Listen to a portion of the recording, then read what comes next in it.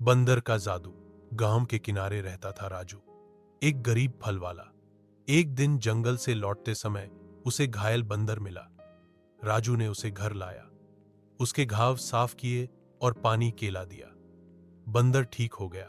अगली सुबह राजू ने देखा कि उसकी टोकरी में सड़े आम गायब थे और उनकी जगह चमकते सोने के सिक्के पड़े थे। बंदर राजू के पैरों से लिपट गया और गायब हो गया। राजू समझ गया, यह बंदर कोई साधारण जानवर नहीं था। राजू ने सिक्कों से अपनी छोटी दुकान बढ़ा ली। वह गरीबों को मुफ्त फल देता, जरूरतमंदों की मदद करता। उसकी दयालुता की चर्चा दूर दूर तक फैली।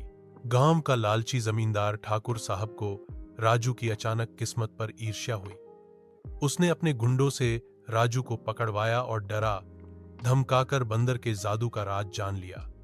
ठाकुर ने सोचा, क्यों न मैं खुद घायल बंदर बनकर जादू पालूं। उसने खुद को जानबूझकर घायल किया और जंगल में उसी पेड़ के नीचे लेट गया। कुछ देर बाद वही जादुई बंदर प्रकट हुआ। ठाकुर ने दर्द भरा चेहरा बनाया। बंदर ने ठाकुर के घाव पर पत्ती रखी।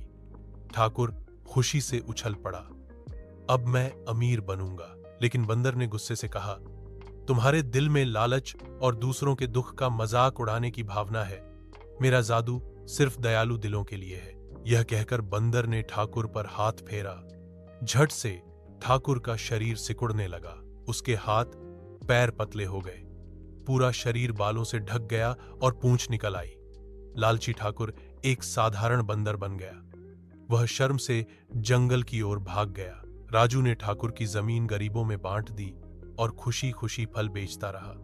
लोग कहते, जादू असली नहीं होता, लेकिन राजू के मन की पवित्रता और बंदर का आभार ही सच्चा जादू था, जिसने लालच को हमेशा के लिए हरा